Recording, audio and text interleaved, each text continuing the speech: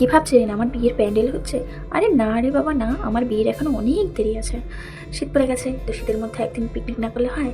আর যেহেতু কালকে 1 জানুয়ারি, আমি শুনেছি 1 জানুয়ারিতে পিকনিক না করে নাকি ঠাকুরের পাপ দেয়। সেই জন্য আমরা সবাই মিলে দুপুরে আমাদের আলোচনা হলো। তো যেরকম কথা সেরকম কাজ, সঙ্গে সঙ্গে সবার থেকে চাঁদা তুলে চলে গেলাম বাজারে। বাজার তো করতে হবে, বাজার না করলে খাবো কি গাইজ? তারপরে বাড়িতে এসে সবাই বসে পড়লো সবজি কাটতে, পেঁয়াজ রসুন এগুলো ছাড়াতে। এখানে আমার দাদা সবজি কাটছে আর বোন মিলেন, আর এখানে হচ্ছে দাদা এই যে আমি।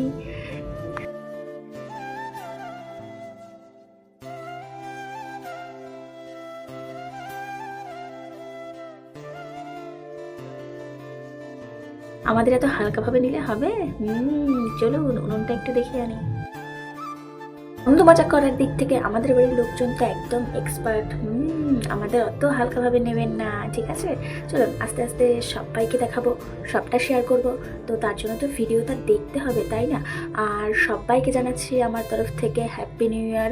সবার নতুন বছর অনেক অনেক ভালো কাটুক।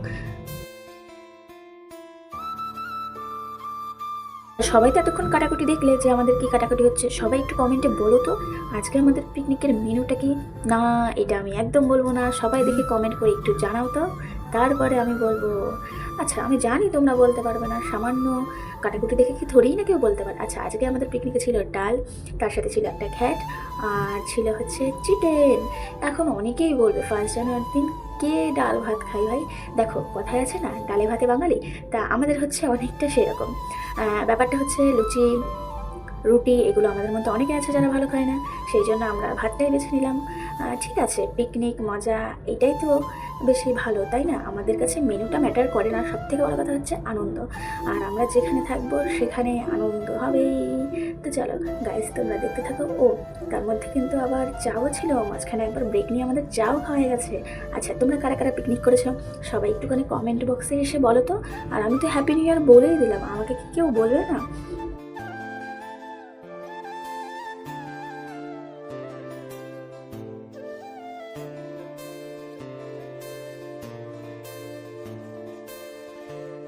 আমাদের সবাইকে দেখে নিশ্চয়ই বুঝতেই পারছো মার্কেটে ভালোই ঠান্ডা এসছে, কি তাই তো? আর আমার মনে হচ্ছে যেন এই দিনটা একটুখানি বেশিই ঠান্ডা লাগছিল, কি তাই তো? সবার মতামতটা কি একটু প্লিজ জানাবে। এবার হচ্ছে আমাদের মেন জিনিস, যেটা ছাড়া পিকনিক অনুষ্ঠান একদম সম্পূর্ণ। তো এখন এটা কষানো হচ্ছে, আর রান্না করছিল আমার মা, তার সাথে ছিল আমার মেজ বৌদি, আর হেল্পার তো অনেক ছিল, যে যার যার কাজ ভাগ করে নিয়েছিল। নাচানাচি হাসাহাসি মজা অনেক হয়েছে। এখন আমাদের ফার্স্ট বৈঠক বসে পড়েছে, আর আমরা সবসময় সেকেন্ড বইটাকেই বসি। আর কি করা যাবে, যেহেতু ছোটরা থাকে তো তারা আগে বসে। তো তোমাদের ভিডিওটা কেমন লাগলো অবশ্যই জানিও। বড়দের আমার প্রণাম জানিয়ে আর ছোটদের আমার অনেকটা ভালোবাসা জানিয়ে এই ভিডিওটা আমি এখানেই শেষ করছি।